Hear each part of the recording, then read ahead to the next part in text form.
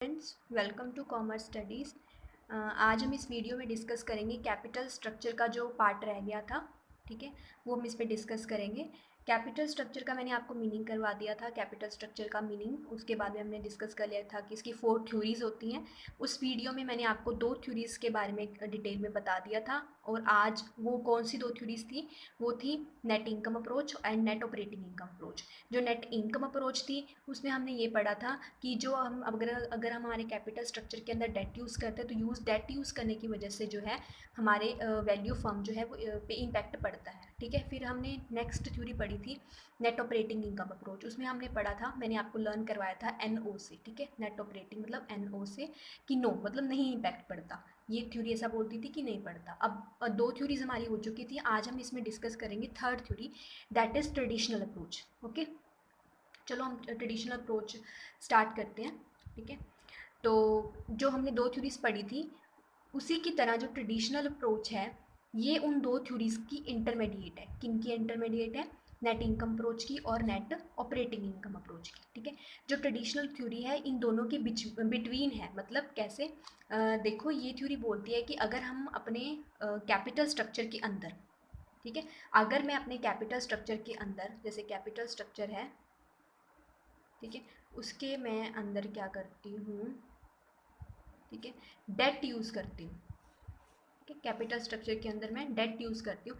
तो date use करने की वजह से कुछ एक्सटेंड, कुछ टाइम, अगर मैं एक लिमिट तक डेट को इंक्रीज़ करती हूँ तो एक लिमिट तक इंक्रीज़ करूँगी तो उससे मेरे वैल्यू फर्म पे इम्पैक्ट पड़ेगा। बट अगर मैं एक लिमिट को क्रॉस कर देती हूँ तो उससे के बाद जो डेट में इंक्रीज़ कर रही हूँ उससे मेरी कॉस्ट बढ़नी ही शुरू हो जाएगी। उससे वैल्यू फर्म पे कोई इम्पैक्ट नहीं पड़ेगा, मेरी कॉस्ट इंक्रीज़ होनी शुरू हो जाएगी। क्योंकि अगर मैं बहुत ज़्यादा डेट यूज़ कर रही हूँ तो बहुत ज़्यादा डेट यूज़ करने की वजह से क्या होगा, इक्विटी शेयर होल्डर का रिस्क इंक्रीज़ हो जाएगा।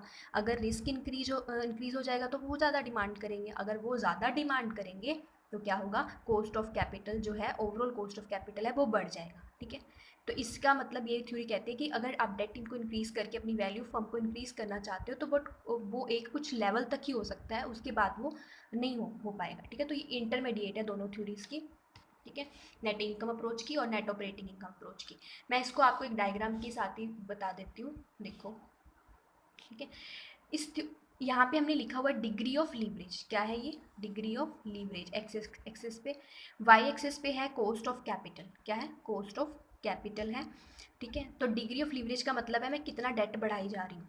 ध्यान रखना, डिग्री ऑफ लीवरेज का मतलब होता है कितना मैं डेट बढ़ा रही हूँ। ठीक है, अगर मैं डेट बढ़ा रही हूँ, ये मेरी कॉस्ट ऑफ डेट है, ये मेरी कॉस्ट ऑफ इक्विटी है, ये मेरी ओवरऑल कॉस्ट है। इन दोनों को मिला के जो कॉस्ट बनती है दैट इज़ ओवरऑल कॉस्ट है। ठीक है, तो अगर इसके अकॉर्डिंग अगर क्या हो रहा है कि जैसे जैसे मैं डेट को इंक्रीज़ कर रही हूँ, ये मेरा डेट इंक्रीज़ हो रहा है, तो जैसे जैसे मैं डेट को इंक्रीज़ कर रही हूँ, डेट को इंक्रीज़ करने की वजह से जो मेरी ओवरऑल कॉस्ट ऑफ डेट है ना, जो सॉरी मेरी कॉस्ट ऑफ डेट है ना, उससे क्या हो रही है, वो एक लेवल तक, यहाँ तक आके तो वो सही है। ठीक है, उसके बाद में वो इंक्रीज़ होना शुरू हो गया। ठीक है, बहुत ज़्यादा बढ़ रही है। ठीक है, और इसी तरह से मेरी कॉस्ट ऑफ इक्विटी यहाँ तक तो ठीक थी।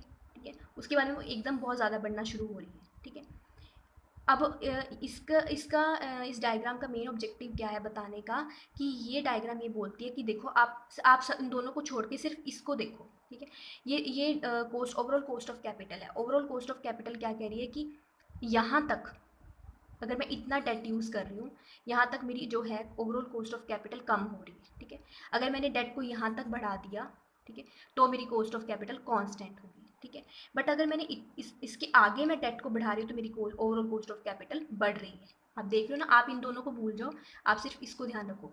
ठीक है, अगर overall cost of capital, degree of leverage इतना है तो ओवरऑल कॉस्ट ऑफ कैपिटल कम हो रही है। अगर इतना बढ़ा दिया डिग्री ऑफ लीवरेज मतलब कैपिटल, डेट को बढ़ा दिया तो कांस्टेंट होगी कॉस्ट। बट अगर उसके बाद भी मैं डेट यूज़ कर रही हूँ तो मेरी जो कॉस्ट ऑफ कैपिटल को ओवरऑल कॉस्ट ऑफ कैपिटल है वो बढ़ना शुरू हो जाएगी। ठीक है, तो ये थ्योरी ये बोलती है कि ये हमारा ऑप्टिमम कैपिटल स्ट्रक्चर है। अगर हम इसके बाद मतलब यहाँ से बाहर जाएंगे, मतलब इसके बाद अगर डेट यूज़ करेंगे तो उसका डेट यूज़ करने का हमें कोई बेनिफिट नहीं होगा। क्योंकि अगर इसके बाद मैं डेट यूज़ करी जा रही हूँ तो मेरी कॉस्ट तो बढ़ रही है, उसका क्या फ़ायदा हुआ। अगर मैं डेट यूज़ कर रही हूँ, ठीक है, ये भी बढ़ रहा है, ये भी बढ़ रहा है, और ये भी बढ़ रहा है। ओवरऑल कॉस्ट ऑफ कैपिटल क्यों बढ़ रही है? अभी मैं आपको जनरल वैसे बता देती हूँ। अगर ओवरऑल कॉस्ट ऑफ कैपिटल इसके बाद बढ़नी क्यों शुरू होगी, क्योंकि इक्विटी शेयर होल्डर का रिस्क बढ़ गया। मैंने आपको पहली वीडियो में ये बात बताई थी कि अगर मैं बहुत ज़्यादा डेट यूज़ करती हूँ तो उससे क्या होता है, इक्विटी शेयर होल्डर का जो है वो रिस्क बढ़ जाता है, तो वो ज़्यादा मांग करते हैं, तो इसकी कॉस्ट बढ़ेगी। अगर ये बढ़ जाएगा तो उससे क्या होगा कि ओवरऑल कॉस्ट ऑफ कैपिटल भी है वो इंक्रीज़ हो जाएगी। ठीक है, तो अगर आप सिर्फ ओवरऑल कॉस्ट ऑफ कैपिटल को देख के करोगे तो आपको क्लियर हो जाएगा इस लेवल तक तो वो कम हो रही है ओवरऑल कॉस्ट ऑफ कैपिटल, इस यहाँ तक वो कांस्टेंट है, बट अगर इसके बाद भी मैं उसको यूज़ करूँ तो overall cost of capital increase हो रही है। तो मतलब हमें जो है वो यहाँ तक ही डेट यूज़ करना है। ठीक है, this is a optimum capital structure. Optimum मतलब इससे बाहर मत जाओ, इतना ही डेट यूज़ करो। ठीक है, तो ट्रेडिशनल थ्योरी ये बोलती है कि अगर एक लेवल तक डेट यूज़ करते हो तो उसका वैल्यू फर्म पे इम्पैक्ट पड़ेगा, बट अगर लेवल को से आगे आप क्रॉस कर गए तो उसके बाद में क्या होगा, इम्पैक्ट नहीं पड़ेगा वैल्यू फर्म पे और कॉस्ट ऑफ कैपिटल हमारी बढ़नी शुरू हो जाएगी। ठीक है, तो ये इसका क्रक्स था थ्योरी का। आई थिंक आपको समझ आ गया होगा। एंड में मैं इनको मतलब बिल्कुल शॉर्ट में भी आपको एक बार बता दूंगी। ठीक है, तो इसके जो फॉर्मूलाज है ना, मैं आपको बता देती हूँ कि जो इसके फॉर्मूलाज हैं वो सेम नेट इनकम अप्रोच की तरह है। ठीक है, किसकी तरह, नेट इनकम अप्रोच, जो सबसे पहले वाली थ्योरी की थी ना, उसके फॉर्मूलाज और इसके फॉर्मूलाज बिल्कुल सेम है, आप देख भी सकते हो। जैसे उसमें हमने पढ़ा था वही सारे हैं इसमें भी। वैल्यू फर्म, ये शेयर होल्डर वैल्यू हो गई, डिबेंचर्स हो गए, ओवरऑल कॉस्ट ऑफ कैपिटल हो गया, EBIT upon V, cost of equity, ये सारा फॉर्मूला। ठीक है, सेम उसकी तरह ही है। ठीक है, ये मैंने आपको शॉर्ट में बताया कि अगर डेट इंक्रीज करूंगी तो इक्विटी शेयर होल्डर का रिस्क बढ़ जाएगा, रिस्क बढ़ जाएगा तो ओवरऑल कॉस्ट ऑफ कैपिटल भी है जो हमारी बढ़ जाएगी और इससे वैल्यू फर्म पे इम्पैक्ट नहीं पड़ेगा, एक लेवल तक पड़ेगा बट उसके बाद नहीं पड़ेगा। ठीक है, तो इन शॉर्ट में एक मैं रिपीट कर देती हूँ, ट्रेडिशनल थ्योरी क्या कहती है कि एक लेवल तक डेट बढ़ाओ तब तक हमारा जो ओवरऑल कॉस्ट ऑफ कैपिटल है वो कम रहेगी। अगर उसके बाद में डेट बढ़ा दिया, ज़्यादा बढ़ा दिया, तो उससे ओवरऑल कॉस्ट कैपिटल इंक्रीज होना शुरू हो जाएगी। तो इसके बाद डेट को मत बढ़ाओ। ठीक है, और इतने लेवल तक ही मतलब हमारी जो है मतलब कैपिटल स्ट्रक्चर पे इम्पैक्ट पड़ता है। ठीक है, कुछ लेवल तक पड़ता है, उसके बाद नहीं पड़ता। तो ये क्या था, हम स्टार्टिंग से इंटरमीडिएट है दोनों की, और ये डायग्राम आप बना सकते हो, आप इसको ऐसे बता सकते हो। उसके बाद में इसके एग्जाम्पल है। ठीक है, इसके बाद में जो नेक्स्ट थ्योरी है वो हम डिस्कस करते हैं। नेक्स्ट थ्योरी मैं आपको दिखाती हूँ, दैट इज हाँ ये नेक्स्ट थ्योरी हम करते हैं। नेक्स्ट थ्योरी है, हमने पहले कौन सी कर ली, net income approach, net operating income approach and traditional approach. ठीक है, जो फोर्थ थ्योरी है वो थ्योरी हमारी है Modigliani and Miller's approach. ठीक है, जिसे हम MM अप्रोच भी बोल देते हैं, जिसे MM अप्रोच। ठीक है, अब जो ये वाली थ्योरी है ना, ठीक है, इसको ध्यान से देखना, ये वाली थ्योरी को हमने दो पार्ट में डिवाइड कर लिया है। ठीक है, इसको हमने दो पार्ट में डिवाइड कर लिया है। फर्स्ट है in the absence of tax, in the presence of tax, in the absence of tax और in the presence of tax. In the absence of tax का क्या मतलब है कि अगर टैक्स मार्केट, हम ये मान के चलें कि टैक्स नहीं एग्जिस्ट कर रहा, और अगर हम ये मान के चलें कि टैक्स एग्जिस्ट कर रहा है, ठीक है, तो हम पहले वाला पार्ट डिस्कस करते हैं पहले कि अगर टैक्स एग्जिस्ट नहीं कर रहा, ठीक है, तो क्या होगा। ये कहते हैं कि अगर टैक्स एग्जिस्ट नहीं कर रहा, एब्सेंस ऑफ टैक्स, तो थ्योरी ऑफ इरेलीवेंसी, मतलब अगर टैक्स नहीं है मार्केट के अंदर तो इसकी तो उस केस में क्या होगा, ये थ्योरी है जो वो बिल्कुल किसकी तरह बन जाएगी, ये थ्योरी बन जाएगी बिल्कुल नेट ऑपरेटिंग इनकम अप्रोच की तरह। ठीक है, जो कौन सी थ्योरी थी, सेकंड वाली थ्योरी थी ना, सेम उसकी तरह ही इसके फॉर्मूलाज बन जाएंगे। ठीक है, और सेम वैसा ही इसका सारा स्ट्रक्चर बन जाएगा। ठीक है, अगर टैक्स नहीं है तो। ठीक है, और ये मान के चलता है, इसके बेसिस पे क्या अजम्पशन लेके चलते हैं, हम लेके चलते हैं कि there is a no corporate taxes. ठीक है, ये हम मान के चल देंगे तभी ये मतलब सिचुएशन आएगी। No corporate tax, there is a perfect market and investor act rationally. ठीक है, ये सारी अजम्पशंस हम मान के चलते हैं। एंड जो भी वो बोल रहा है कि जो कट ऑफ पॉइंट है इन्वेस्टमेंट का इज़ अ फर्म्स कैपिटलाइजेशन, जो भी कैपिटलाइजेशन रेट होगा वही कट ऑफ पॉइंट होगा। All the earnings are distributed, जो भी अर्निंग है वो सारी की सारी हम डिस्ट्रीब्यूट कर रहे हैं, मतलब रिटेन्ड अर्निंग कोई नहीं है, जितना मैं कमा रही हूँ सारा का सारा डिस्ट्रीब्यूट कर रही हूँ मैं। ठीक है, next expected earning of all the firm have identical risk character. ठीक है, एक्सपेक्टेड अर्निंग जो है सारी फर्म की, मतलब उनका जो रिस्क का करेक्टरिस्टिक्स है ना वो आइडेंटिकल है। ठीक है, मतलब वो उनको पता है। ठीक है, रिस्क का करेक्टरिस्टिक्स। ठीक है, ये कुछ अजम्पशंस हैं, ये मान के हम आगे मतलब इस थ्योरी को पढ़ते हैं जो इन द एब्सेंस ऑफ टैक्सेशन। और ये सारी थ्योरी जो है सेम किसकी तरह है, नेट ऑपरेटिंग इनकम अप्रोच की तरह सेम उसके फॉर्मूलाज हैं। ठीक है, तो मैंने अभी आपको क्या बताया कि जो Modigliani and Miller approach है इसको दो पार्ट्स में डिवाइड कर देते हैं। फर्स्ट है in the absence of taxation, in the presence of taxation. अगर टैक्स नहीं है और अगर टैक्स है, अगर टैक्स नहीं है तो ये किसकी तरह बन जाती है, मैंने अभी आपको बताया नेट ऑपरेटिंग इनकम अप्रोच, यानी कि नो वाली थ्योरी की तरह बन जाती है बिल्कुल। सेम फॉर्मूलाज, सेम मतलब उसके एक बार चेक कर लेना, सेम फॉर्मूलाज हैं और ये सारा कुछ वैसा ही हो जाएगा, ठीक है। In the presence of taxation, in the presence of taxation, अब हम अभी पढ़ते हैं प्रेजेंस ऑफ टैक्सेशन में क्या होता है, ठीक है। अगर टैक्स है, हमने एक पार्ट कर लिया, सेकंड पार्ट था इन द प्रेजेंस ऑफ टैक्सेशन। अगर टैक्स है तो क्या होगा, थ्योरी ऑफ रेलिवेंसी। तो मतलब इन अगर टैक्स मार्केट में एग्जिस्ट कर रहा है तो उस केस में हम बोलेंगे कि कैपिटल स्ट्रक्चर में डेट यूज़ करने का इम्पैक्ट पड़ता है। तो इस केस में दो तरह की फर्म हो सकती हैं, ठीक है, ध्यान से सुन लो कि इस केस में दो तरह की फर्म हो सकती है। एक हो सकती है अनलीवर्ड फर्म, यू का मतलब है अनलीवर्ड, ठीक है, जो एक होती है लीवर्ड, ठीक है। अनलीवर्ड का मतलब होता है कि वो वाली सारी फर्म्स जो मतलब मैं कहूँ कि हाँ, जो वाली फर्म्स जो है डेट यूज़ नहीं कर रही हैं। लीवर्ड का मतलब होता है जो डेट यूज़ कर रही हैं, और अनलीवर्ड का मतलब है जो नहीं यूज़ कर रही हैं। जो लीवर्ड है मतलब जो डेट यूज़ कर रही हैं उनका हम ऐसे वैल्यू निकालेंगे, और अगर नहीं यूज़ करें तो उनकी वैल्यू हम ऐसे निकालेंगे।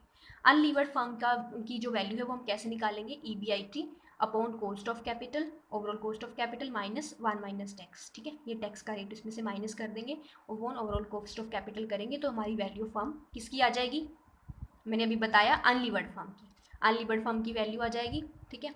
उसके बाद में अगर ये वाली वैल्यूज़ मैं यहाँ पे नोट कर दूँ, यहाँ पे लिख दी मैंने ये वाली वैल्यू, ये वाली वैल्यू मैंने यहाँ पे लिख दी, प्लस ये प्लस है और ये टी है, ठीक है, टी टैक्स, और मतलब यहाँ पे अगर मैं इसके साथ डिबेंचर्स ऐड कर दूँ, ठीक है, तो वो लीवर्ड फर्म की आ जाएगी। मैंने अभी आपको बताया ना कि लीवर्ड फर्म क्या यूज़ करती हैं, लीवर्ड फर्म यूज़ करती हैं, क्या यूज़ करती हैं, डेट यूज़ करते हैं। तो अगर इनके साथ मैं डेट ऐड कर दूंगी अनलीवर्ड के साथ तो वो इसकी वैल्यू आ जाएगी, ठीक है। मैं एक बार इसको आपको मैं लिख के दिखाती हूँ, रुको। वैल्यू ऑफ अनलीवर्ड फर्म, ठीक है, is equals to EBIT upon overall cost of capital 1 minus tax, ठीक है। और वैल्यू ऑफ लीवर्ड फर्म जो डेट यूज़ कर रही है उसका फॉर्मूला क्या हुआ, ये वाला वैल्यू ऑफ लिमिट वन, इसकी वैल्यू निकाल के यहाँ पे डाल दी, प्लस टी, और यहाँ पे हमारा आ गया डी, डी मीन्स डेट जो भी होगा, ठीक है। टी मीन्स उसमें से टैक्स उसका डिडक्ट करके उसके बाद में उसमें ऐड कर देंगे तो इसकी वैल्यू आ जाएगी, दोनों वैल्यू फर्म्स की आ जाएगी, ठीक है। अनलीवर्ड और अनलीवर्ड फर्म की जो वैल्यू है आ जाएगी और दोनों डिफरेंट होंगी, ठीक है। ये था हमारा मोदिग्लियानी एंड मिलर अप्रोच का सेकेंड पार्ट, ठीक है। एक बार मैं इसको दोबारा रिपीट करती हूँ। मोदिग्लियानी एंड मिलर अप्रोच का एब्सेंस ऑफ टैक्सेशन और in the presence of taxation दो केस थे। इन the absence of taxation same ये नेट ऑपरेटिंग इनकम की तरह है, मतलब कोई इम्पैक्ट नहीं पड़ता, मैंने आपको बताया था। और सेकेंड उसके बाद में था इन द प्रेजेंस ऑफ टैक्सेशन, मैंने आपको बताया कि दो तरह की वैल्यूज हम निकालते हैं, वैल्यू ऑफ अनलीवर्ड फर्म और वैल्यू ऑफ लीवर्ड फर्म, ठीक है। लीवर्ड मतलब जो डेट यूज़ कर रही हैं, डेट यूज़ कर रही हैं, और ये नहीं कर रही, नॉट यूज, ठीक है। तो ये हमारा हो गया इसके बारे में। अब हमारी चारों थ्योरीज को कंप्लीट हो चुकी है, मैं आपको इन शॉर्ट में इनकी समरी देती हूँ। देखो, नेट इनकम अप्रोच में हमने क्या किया था, हमने किया वैल्यू पे इम्पैक्ट पड़ता है, किया था ना, कि अगर मैं अपने कैपिटल स्ट्रक्चर के अंदर डेट यूज़ करती हूँ तो वैल्यू फर्म पे इम्पैक्ट पड़ता है, ठीक है।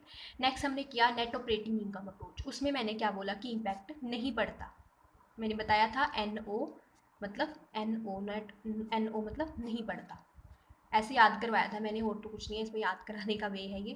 नेक्स्ट है ट्रेडिशनल अप्रोच, ट्रेडिशनल अप्रोच में मतलब अप टू अ लेवल, कुछ लेवल तक पढ़ता है बट उसके बाद में नहीं पढ़ता, ट्रेडिशनल अप्रोच ये बोलती है एक लेवल तक पढ़ेगा उसके बाद में नहीं पढ़ेगा, अगर मैं बहुत ज़्यादा डेट इंक्रीज कर दूंगी तो उसके बाद नहीं पढ़ेगा, ठीक है। फोर्थ हमने थ्योरी अभी डिस्कस की है, आज हमने ये दोनों की हैं। फोर्थ हमने किया मोदिग्लियानी एंड मिलर्स अप्रोच, जिसे हम MM अप्रोच भी बोलते हैं। इसमें मैंने आपको दो केस कराए, in the absence of taxation और in the presence of taxation, ठीक है। In the absence of taxation नहीं पड़ेगा इम्पैक्ट, और in the presence of taxation impact पड़ेगा, ठीक है। मैंने आपको भी वैल्यू ऑफ लीवर्ड फॉर्म और वैल्यू ऑफ अनलीवर्ड फॉर्म का बताया ना, वो वाला सारा।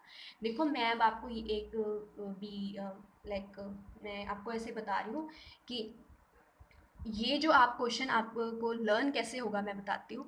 आपने इसको इस वे से डायग्राम बना लेनी है, ठीक है, कि उसमें लिखना क्या है, जैसे नेट इनकम अप्रोच है, ठीक है, तो उसमें उसका मेन आप यहाँ पे सामने लिख लो, उसका क्या मीनिंग है, वैल्यू मतलब इसका क्या इम्पैक्ट पड़ रहा है, उसके फॉर्मूलाज उसके सामने लिख लो, आपको लर्न इस वे से होगा, ठीक है। अगर आप सारा ऐसे आपको जैसे होता है वैसे कर सकते हो, लेकिन ये बेस्ट वे ये है कि आप पहले इसको ऐसे लिख लो, उसके बाद में इसमें क्या था उसके सामने लिख लो, ठीक है। और जैसे अब मोदिग्लियानी एंड मिलर है उसके फॉर्मूला जैसे जैसे चार्ट बना लिया, उसके साथ साथ आप उसके फार्मूलाज भी लिख सकते हो, ठीक है, तो ये सारा था हमने जो डिस्कस कर लिया, that is all about the capital structure. ठीक है, अगर आपको समझ आ गया हो तो लाइक कर देना और शेयर कर देना, और मैं अपनी तरफ से पॉसिबल एफर्ट कर रही हूँ कि मैं आपकी हेल्प कर सकूँ। ठीक है, ओके, हाँ, थैंक यू वेरी मच।